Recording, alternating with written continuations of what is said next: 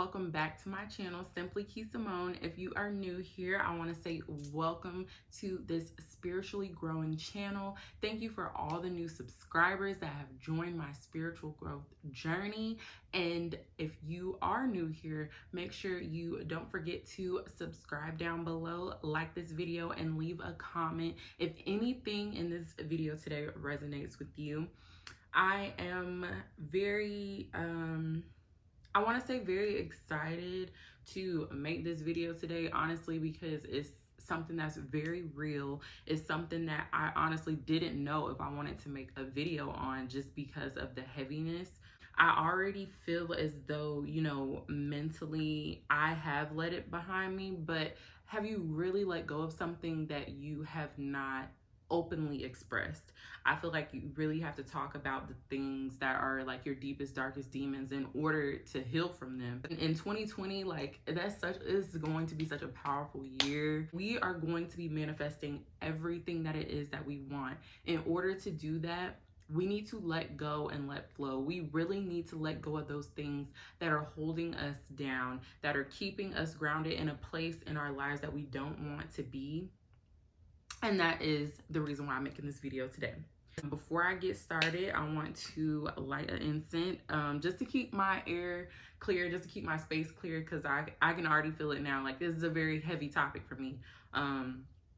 It's something that I've grown from, and it's something that I feel very proud that I've grown from. But I feel like that final step from growing from something in your life is to speak on it. Speak on it and dead it, really. Speak on it and dead it. So, got my incense lit just to keep the air light, because it's gonna get a little heavy. It's gonna get real. It's gonna get a little heavy. So let's get into it.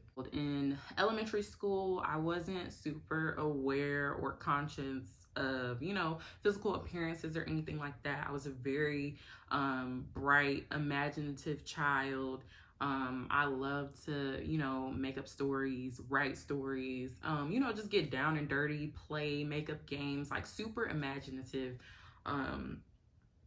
I was a tomboy, if you will. I wore, straight leg jeans, running shoes, sweaters, plaid button-ups. Like, I really wasn't that little kid that was like, oh, I want to look cute, blah, blah, blah, until I hit middle school.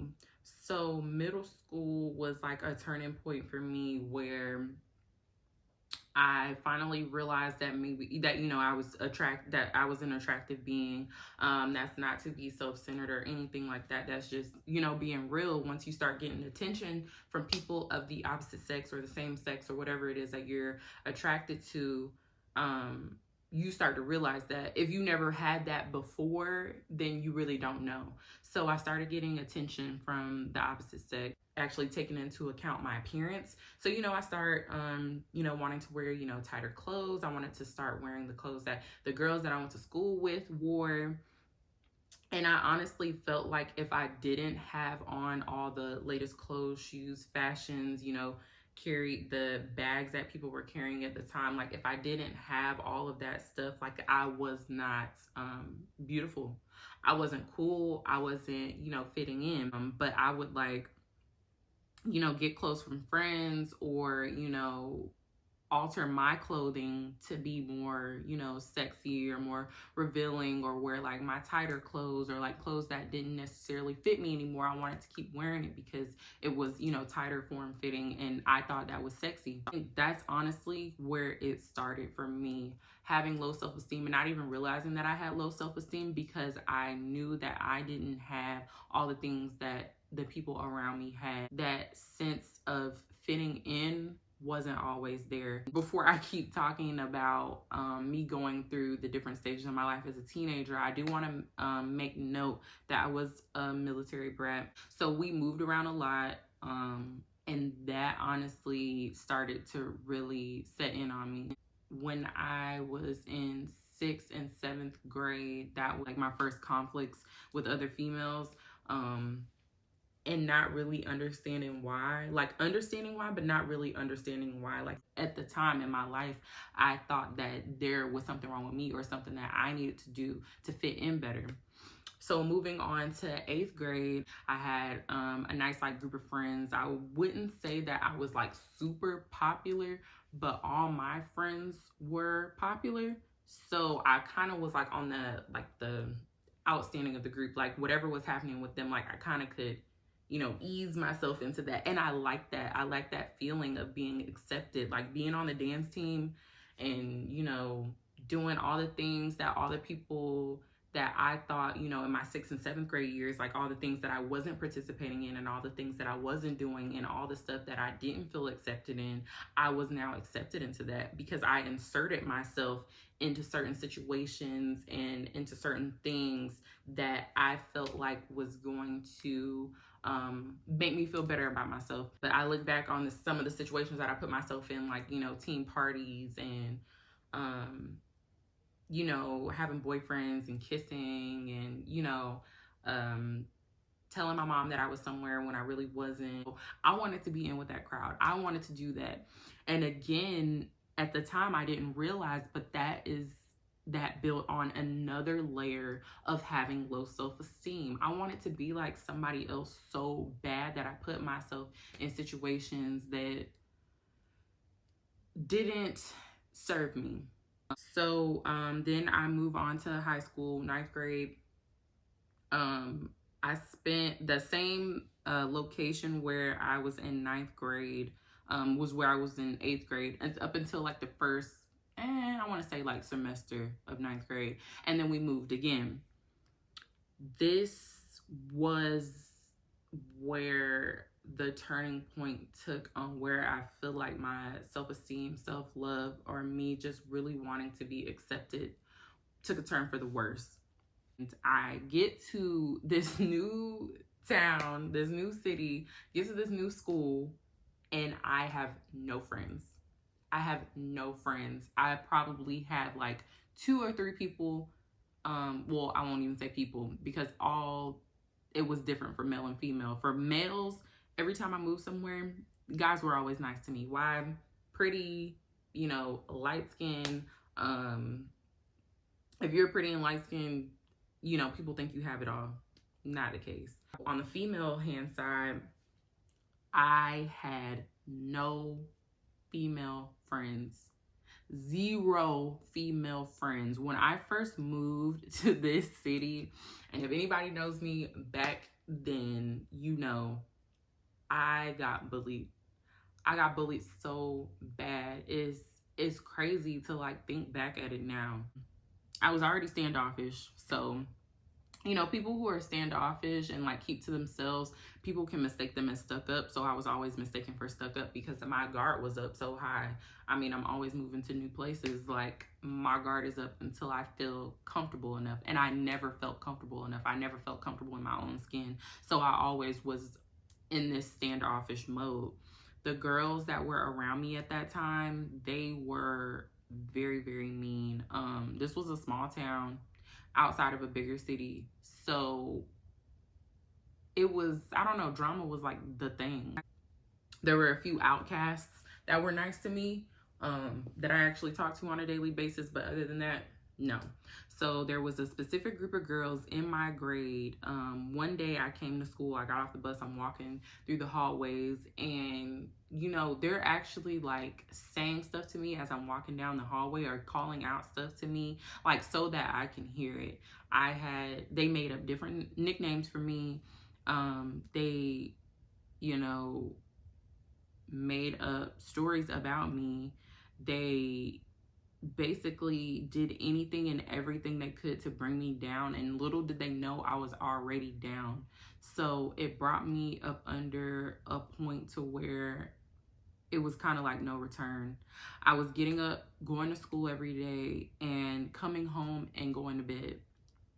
I would wake up maybe to eat dinner, maybe to shower, and then go straight to bed. I wanted to like pass the time. Like I didn't want to be in the place where I was, and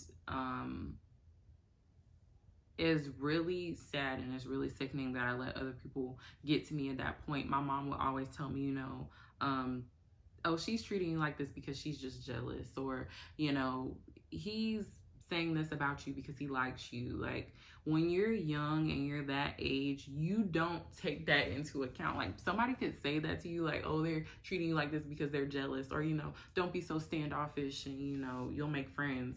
But you don't take that into account if you're already in such a low point in life where you feel like you can't do that, if that makes sense. I felt like I couldn't do that. I was thinking in my head, like, why would these girls be treating me like this because they're jealous of me? What do they have to be jealous of? Like, I have nothing that somebody else would want. And it's crazy because I look back at it now and I'm like, why did I feel like that? Like, I look back at the people that I let put me down and like put me in this state to where I still felt like I wasn't enough, to where I never felt like I was enough. Moving on through 9th and 10th grade, once I got to 10th grade, I still really didn't have any friends. I had a handful of people that I called associates, but I never hung out with anybody outside of school. I always went straight home. I did have a boyfriend at this time period, and it was funny because he was really like a best friend to me. Now that I look back at it, he was my boyfriend, but now I look back at it, he was my best friend because he never made me feel like I wasn't accepted. He always made me feel beautiful, always made me feel like I had something that other girls didn't. But girls used to ask him straight up in front of me in school, like, why do you even like her? Like, why do you blah, blah, blah? Like, she does this and she looks like this and blah, blah, blah, X, Y, and Z, LMNOP. And I was like, they would literally say this in front of my face, like, that bold. And I wouldn't say anything. Just like act like it didn't bother me. Like, listen and be like roll my eyes, or like do one of those like, okay, girl, whatever. But in the inside, that it killed me. It killed my self-esteem more and more every day. It killed my confidence more and more every day. And I don't think they understood that, like, calling me names, stealing stuff from me. I can never understood why was I always the one being targeted. I've had girls walk past me in the hallway, bump me, like literally walk in my direction to bump me, and then me mug me, like, what are you gonna do? And of course, I get into an argument here and there, or get into an altercation here or there, but like, just to save face. But on the inside, it's just burning me down even freaking more. Like, burning me down even freaking more. And it's sad. It's really sad. Like, at that point, my mom didn't know what I was going through at school. My sister didn't know what I was going through at school. None of my family members knew what I was going through at school. They just know that nobody likes me at my school. But I never went into detail because it's like, that's sad. It's embarrassing. So moving on, 10th grade, and girls are starting to wear makeup, starting to dress a little bit cuter. I started wearing makeup. My mom used to be Mary Kay consultant, so she was selling makeup. She always had makeup. First of all, my mom always had perfume, makeup. Like, my mom was always like she was on point with makeup, perfume, dressing, all that stuff. And I went in her bathroom one day and I played around with makeup, me trying to figure out what could I do to make myself look better? What can I do to make myself prettier? What can I do to make myself fit in? It went well for a time. Like, I felt better going to school because there was like a mask that I could hide behind, like something that made me look pretty and something that made me feel like I was, better than, I could put on a facade that I knew that I was, at a higher echelon than the people that were around me, but really it wasn't. It was just that, a mask. My skin started to get really bad, and it got to the point where I didn't want to look in the mirror every day. Like, I did not want to look in the mirror unless I had makeup on my face. I would wake up in the morning and get ready, and I would have like the hallway light on, but not the bathroom light on.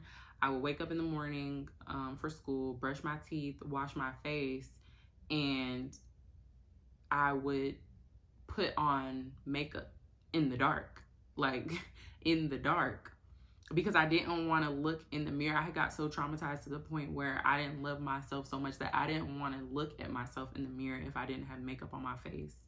And it's sickening to the point where you know when something's a problem when somebody else like notices and acknowledges it. So when my sister would wake up in the morning and she would start getting ready, like she would walk in the bathroom like behind me and flip on the light switch, and all I would have to do was look at her and she'd be like, oh, I'm sorry, oh my bad, turn off the bathroom light, so that I could continue getting ready in the dark until I had my makeup on, or until I had on enough makeup to where I could turn the light on. And that is so sick. Like, it was to the point where it was a routine for me. Like, it was normal for me to be in the dark in the morning getting ready before I put my makeup on. And that's really, I'll just look back on it and it's like really sick. Like, at that point, I was like super traumatized. I did not love myself. I didn't want to look in the mirror if I didn't have makeup on.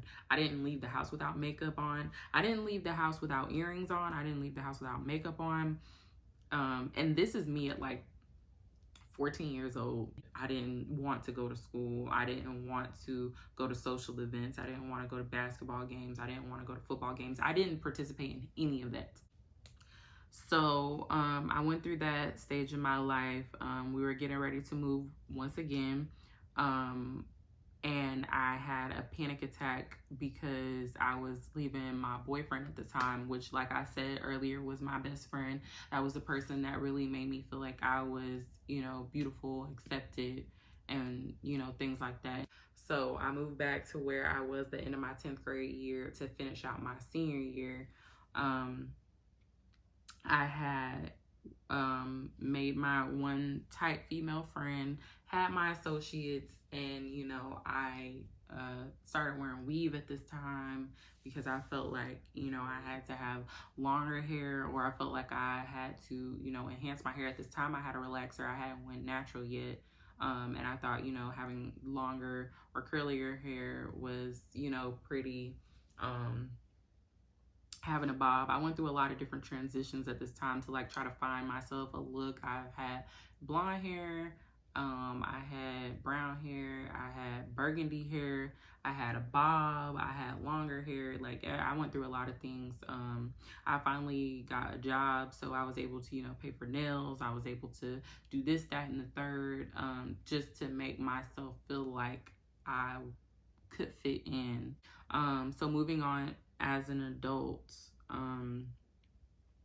I was put to my, you know, self-confidence and self-love has been put to the test so many times. As an adult, I've been in relationships where I've had to beg my partner to, you know, for reassurance. And I don't feel like you should ever go into a relationship or, you know, be comfortable with a relationship where you constantly have to beg for reassurance. That was something right there that said, that just screamed low self-esteem. There has been times where even as an adult, I'm surrounded by a group of friends, but I still feel like I don't belong. Like, I'm always self-conscious. Like, are they talking about me? Like, are they talking about what I'm wearing? Are they talking about like how my hair looks? Like, I still have been uncomfortable even in friendships that I've had, and felt like I didn't belong. Like, why am I worrying about what somebody else is thinking? Why am I worrying about whether they like really like me? Like, why am I trying to do X, Y, and Z to make myself fit in? Like, it's crazy. Like, even as an adult, like 20 plus, like, still thinking about things like this. Like, it's crazy. Like, that's like high school things, right? That's like stuff that you do in high school. But those things that happened to me in middle school and high school, and the stuff that I went through and the stuff that I never healed from, it carried over into my adulthood. And it's okay to go through stuff like that. It really is. But at some point, you really do have to address it, and you need to acknowledge that you're letting that go. Not talking about it is some people's way of coping with their issues. But in order to really get something out of your system and move away from it, you have to acknowledge that it happened to you. I finally realized that I needed to scale back. I needed to scale back on friendships, which were not really friendships. I don't need that in my life. I don't need that in my life. I knew that I didn't need that in my life. And once I finally figured out that it took for me to alienate myself a little bit from having this large group of acquaintances or friends that I really didn't need, like, I was like, wow, like, I feel so much more peaceful. I went through a period of my life where a long time I didn't wear any makeup. And I actually was able to look in the mirror, wake up and look in the mirror some days and, you know, feel fine, like, get ready. Like, even now, like, I wear makeup now. I don't wear makeup every day. That's just not a thing. So now that I'm doing stuff for myself that I think is beautiful, like locking my hair, when, you know, so many people were telling me, oh my God, don't lock your hair, like you're gonna mess up your hair. I had a nice curly fro and they're like, oh my God, like, why would you do that? Like, you're gonna have to cut off all your hair. Like, but it's something that I always thought was beautiful. Like, from middle school, I thought people with dreads were beautiful. I thought males and females with dreads were beautiful. And I talked about it even since, like, after I graduated high school. No, why didn't I do it? Because I did not believe that I was going to be beautiful enough with it. I let other people talk me out of doing stuff that I wanted to do because I wasn't going to feel accepted if I did it.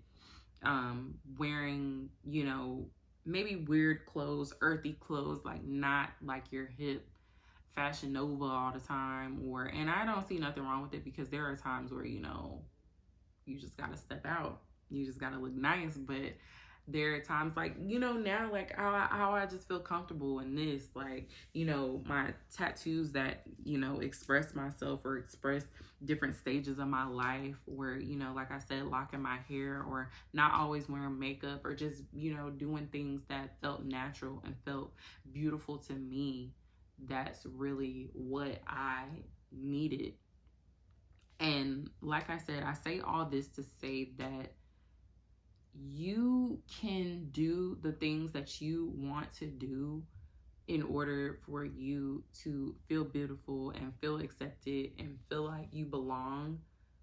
But you just have to take that time out to yourself. Like, you have to exclude yourself sometimes from different situations, relationships, friends, and stuff like that, just to realize who you are, realize that you are enough, realize that you are beautiful. You don't have to do what the next person is doing, and you don't have to let somebody convince you that you aren't doing enough, or that you shouldn't do something just because they don't think, you know, it's not acceptable to them. I was a follower for a long time in my life. I was always worried about what other people thought of me, and it's crazy. I feel empowered to say that now, but I used to be so embarrassed to say that. Like, it wasn't until the last, like, I want to say, like, 3 or 4 years of my life that I started realizing that, and that I started to make changes on that. And I honestly feel the most beautiful that I've ever felt in my life, and I feel so called in to share that with people. It's crazy to me, because there are still people that are, you know, in their late 20s, as I am. Ugh, late 20s, coming up on 30, oh my God. But in their late 20s that are still feeling this way. Like, you need to do what feeds your soul, what makes you feel beautiful, not what everybody else thinks feels beautiful, and not the trends, not the current anything.